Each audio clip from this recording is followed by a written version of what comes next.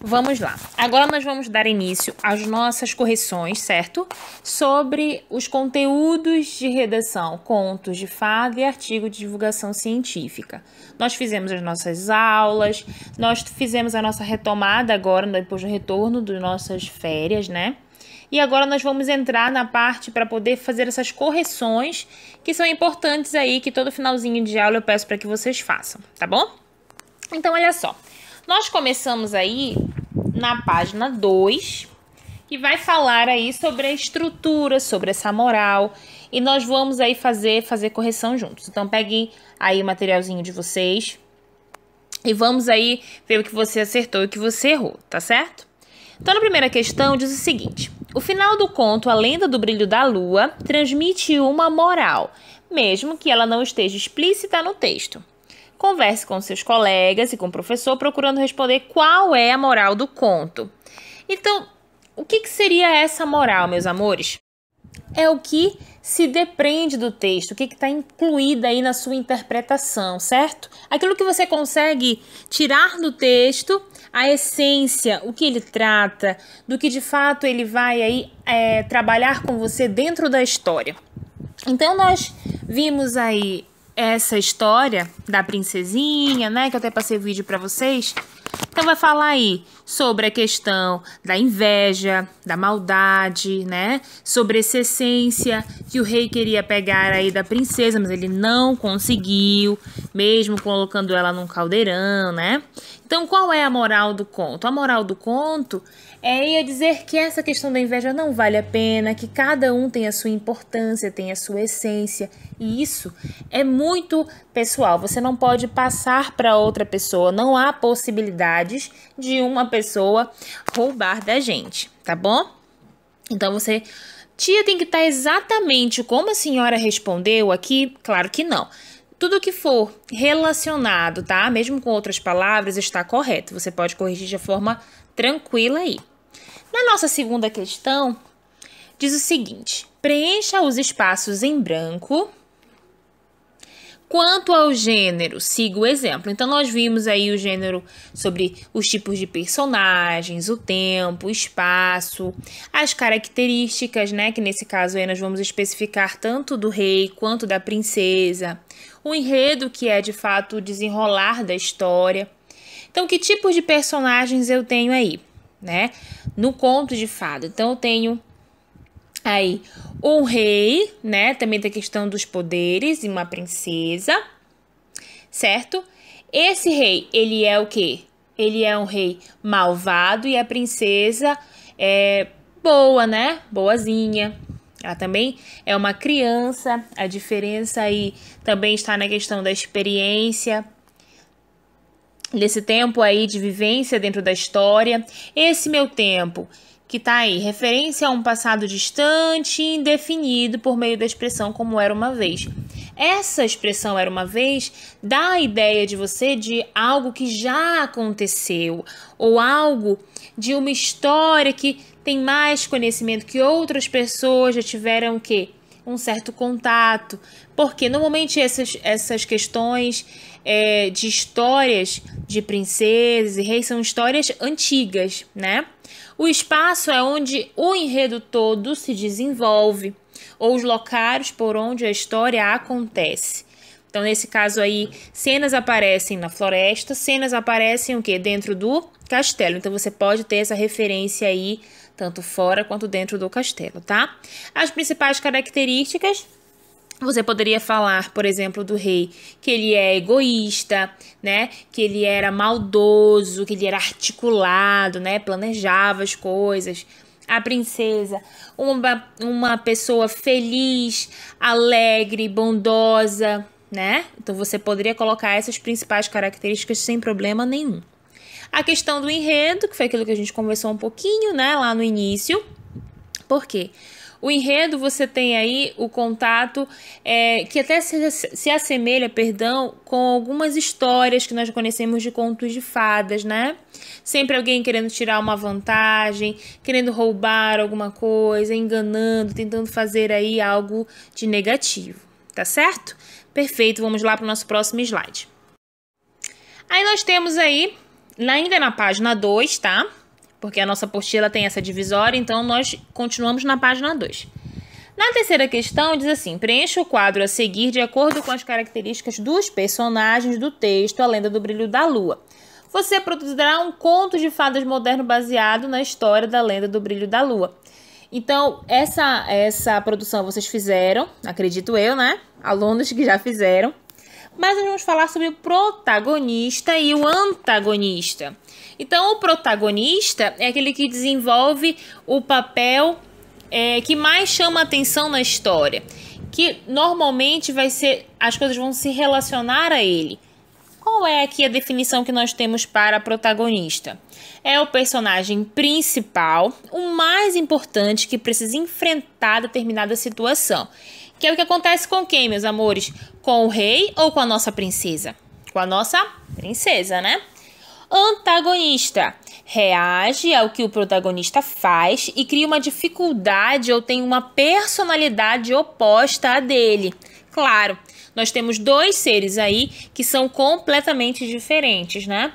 Alguém que articula, alguém aí que tem uma maldade e a outra já é o oposto.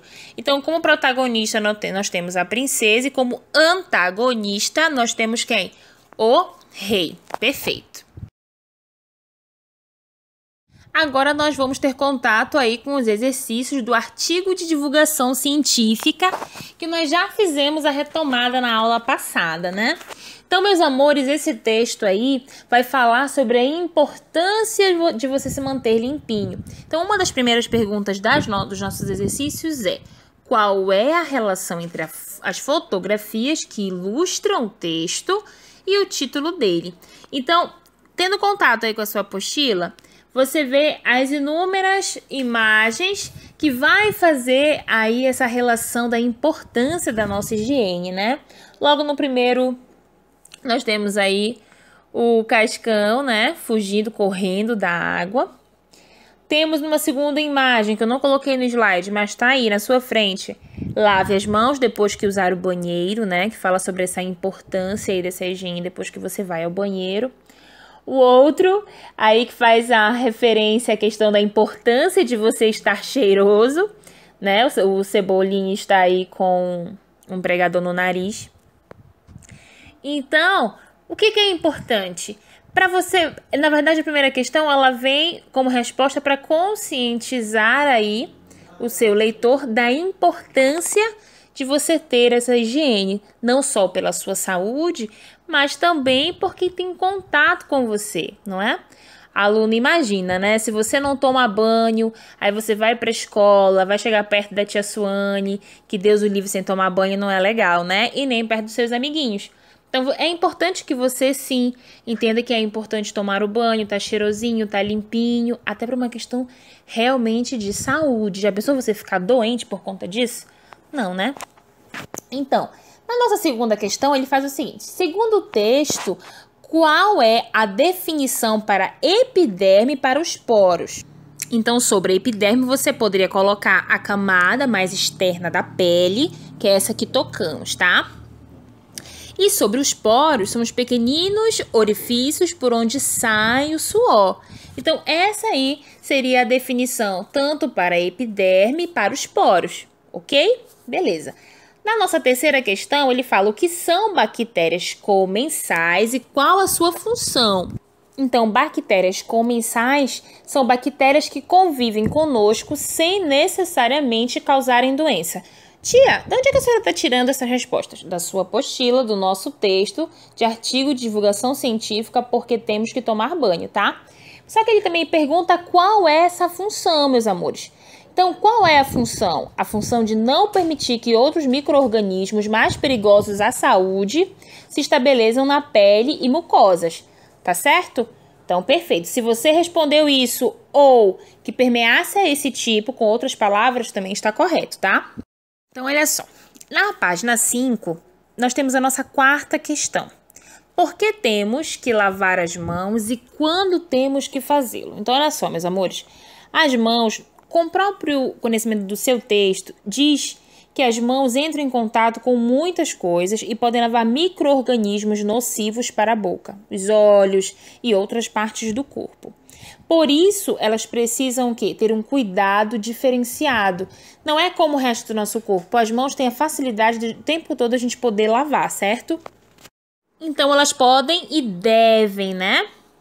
Ser lavadas, por exemplo, antes das refeições, depois de ir ao banheiro, sempre quando você tiver contato com sujeira, tá bom? Então, quando você chegar da rua, né, a importância, principalmente hoje, nesse momento de pandemia, toda a higiene, ela é muito bem-vinda. Então, hoje você somente não vai lavar as mãos, mas vai usar o álcool em gel. Perfeito. Então, vamos agora para a nossa quinta questão. Olha lá, assinale a alternativa correta de acordo com as afirmações do texto. Tomar banho serve somente para ficar cheiroso?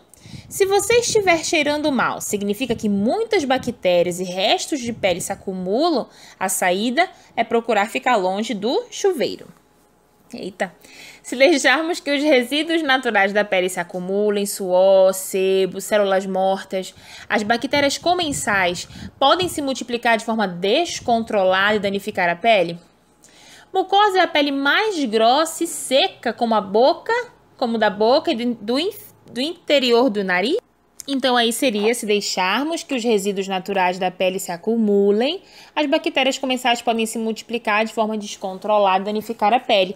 Sim, porque segundo o nosso texto, se elas não tiverem no número adequado, o equilíbrio entre a proteção e a agressão é rompida e podemos adoecer sim, tá? Então, nesse caso, seria essa alternativa. Vamos lá para o nosso próximo slide. Perfeito. Agora nós vamos falar da página 5 e 6, né? Nós estamos em outro texto já. Por que sentimos água na boca, né? A pergunta. Primeira questão. O texto Por que sentimos água na boca pertence a que gênero? Qual é o gênero, meus amores, que pertence ao gênero de artigo de divulgação científica, né? Por quê? Por quê? Porque é um gênero textual que vai poder explicar o quê? Fatos, ideias, conceitos, descobertas, tá? Que foi aquilo que nós especificamos na nossa aula passada e quando eu dei a aula sobre artigo de divulgação científica. Qual é o público-alvo do texto? Esse alvo, meus amores, não somente seriam para as crianças, tá? Seria o público-alvo aí seria tanto para as crianças quanto para os adultos, porque ele vai especificar muitas informações que são muito importantes para a gente, tá? Leia, na nossa terceira questão, diz: leia o segundo parágrafo do texto e localize uma explicação. Então, olha só, nós poderíamos falar aí sobre a saliva, né? Tranquilamente. Olha, a saliva que enche a boca nessas horas é essencial por várias razões. Aí ele vai explicar o primeiro, o segundo, né? Somente quando dissolvidos na saliva é que pedaços microscópicos desprendidos dos alimentos chegam até as papilas gustativas, que sinalizam ao cérebro o tipo de comida que você tem na boca: água, sal, ácido, doce, proteína ou algo amargo. E, portanto, potencialmente nocivo, nada bom de ser engolido. Então, isso aí seria a explicação aí no segundo parágrafo, tá certo? Beleza. Vamos lá para a nossa quarta questão. Aí na página 7, na nossa quarta questão, ele pergunta o seguinte: leia o quarto parágrafo do texto e localize uma exemplificação. Então, você vai atrás de exemplos, certo? Então, aí, ó, no nosso último parágrafo, ele mostra pra gente a boa notícia é que a produção da saliva é automática, comandada pelo sistema nervoso, e fala do cérebro, aí fala: o interessante é que, por associação, também funciona pensar em comida, sentir o cheiro do almoço, até ficar pronto. Então, esses aí são exemplos, certo, da produção de saliva, que nós podemos aí utilizar como resposta para a nossa quarta questão. Perfeito? Quinta, é próprio do gênero textual artigo de divulgação científica o autor interagir com o leitor, como se estivesse dialogando. Localize esse diálogo com o leitor. Então, ele coloca aí lá no finalzinho: e eu, de tanto escrever sobre comida, já fiquei com água na boca. Então, ele dá toda uma informação, ele trabalha o texto, ele argumenta, ele apresenta informações, mas ele também faz esse jogo aí para que você se sinta dialogando, conversando com a pessoa que fez o texto. Lá ele fala assim, um pouquinho antes do último parágrafo, antes da boa notícia, ele fala até assim, ó. Pedaços de biscoitos passam em menos de 1 minuto de paçoca e uma massa umedecida que possa deslizar até o seu estômago. Então, ele coloca você dentro do texto, como exemplo, para que você se sinta o quê? Mais próximo, mais ali na afinidade com o texto, com as informações, exemplificando algo mesmo pessoal. Perfeito? E apesar de o texto apresentar uma linguagem informal, o autor não dispensa o uso de termos técnicos científicos. Localize-os. Que aí nós temos exemplos vastos no texto, né?